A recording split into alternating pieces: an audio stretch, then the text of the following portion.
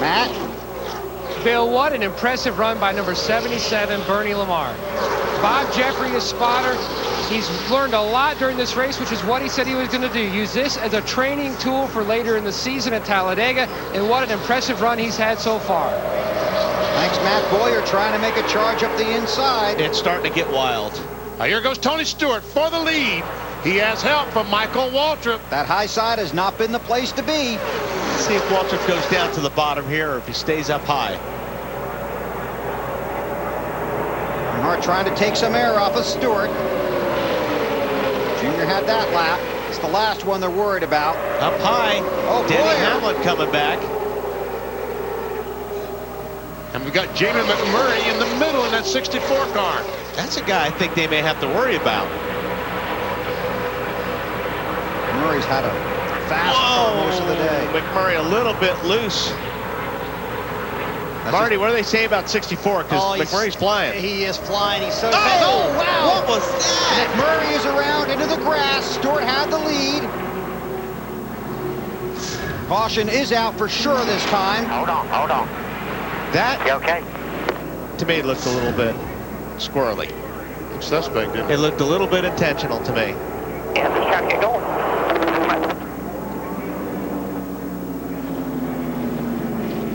Let's go back and look at it. He slid up. There's the 5 car. There's the Jamie McMurray on the inside. Okay.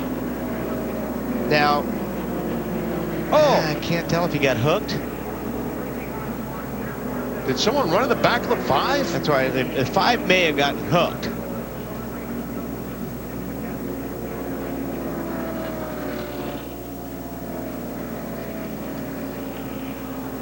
Yep. Yeah, 5 got he did. hooked. You see Kyle Busch put his hand up, and you can see his hand up, and just as he put his hand up, the 20 ran into the back of him.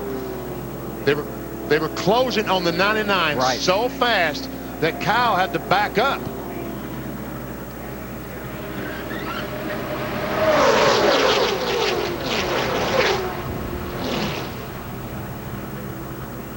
You can see Kyle was waving, trying to tell him back there that they were gaining on him a little bit too fast. It's Kevin Harvick's ride. Outside. Definitely hooked him. In front of you, see what you got. You're all good.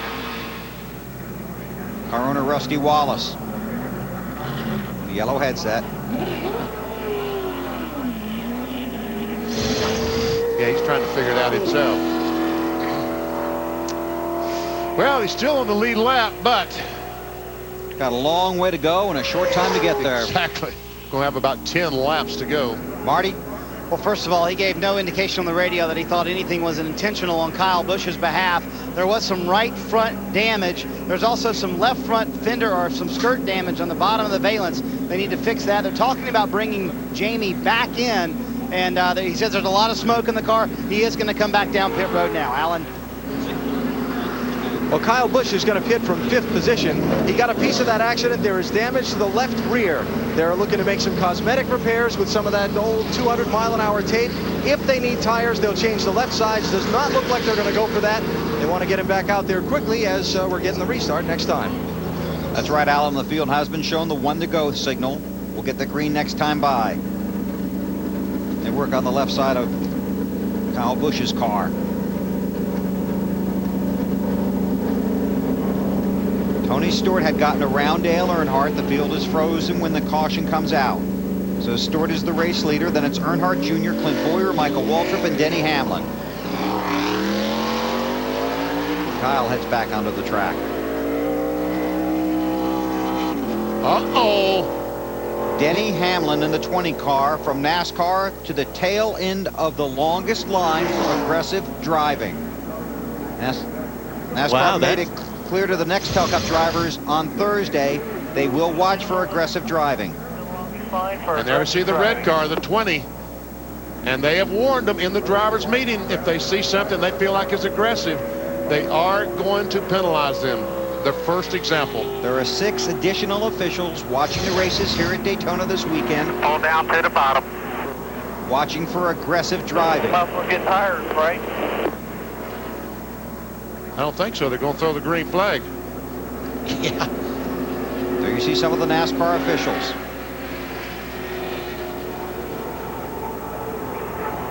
Aren't they going to throw the green? They're supposed to.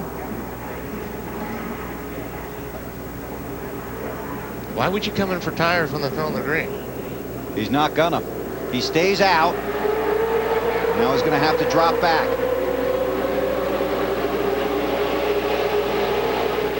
So Hamlin lets the field go by. And Tony Stewart leads with 10 to go. Stewart won this race a year ago when Kevin Harvick pushed him to victory.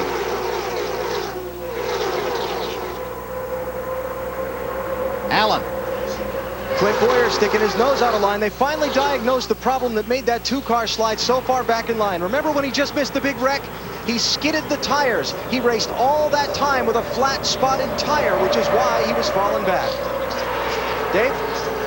Behind him, right behind him, the 99 car of Michael Waltrip says, I will stay with the 2. Tell them I will not leave his backside for nothing. We'll see if that holds. Well, we get... I'm sorry. Go ahead, Matt. Wally, this aero package is much like the older days of NASCAR racing. We used to have the slingshot type moves. Wally Rogers just said to me, because I feel like we might be a sitting duck out front after we got that caution. AB? Dale Earnhardt Jr. not terribly optimistic under that last caution in his radio transmissions, but I can tell by the nature of his driving since the restart, he's not giving up. Next 9 laps will be fun to watch. Oh, yes. Oh, we got a car car on the wall. David Rudiman in the 12 car. Caution flag is out.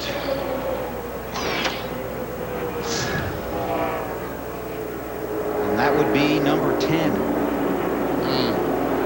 Step off of it, put that set on it. Sorry, Dave, that was my fault. I thought you was going to make it up there. No, you cut a right front tire now, Butch. There goes a piece of the rotor, it looked like.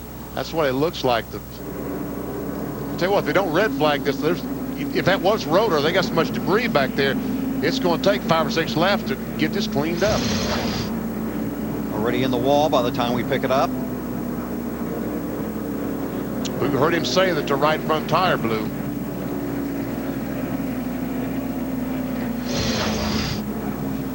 So a tough run for David today.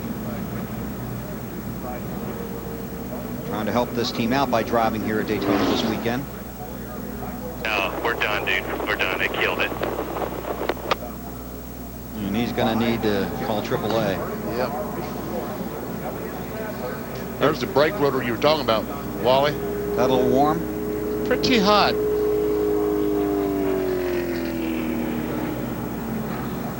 Very hot. So the track cleanup crew at work. I wonder where the other half is. Maybe still on the car. And Rudiman sees his day come to an end.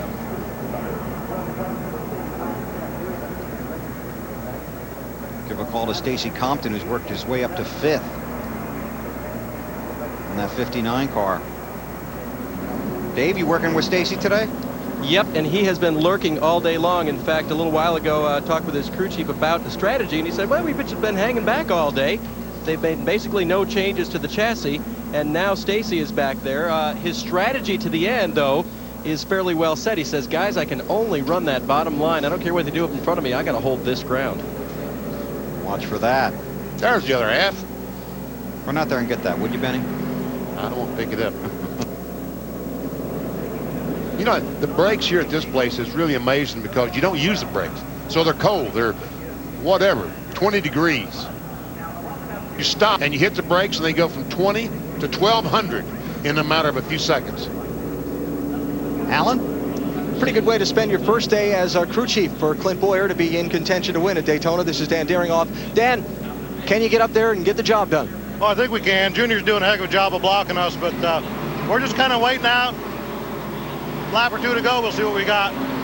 Now, tell me what it was that finally fixed that car when you dropped back so far earlier. Yeah, we blocked the brakes up, and we didn't think we did. After we made that last stop, we saw that the tires are flat spotted. AC Delco Chevrolet just come right back up to the front, and really proud of Clint. I know Clint Boyer's excited.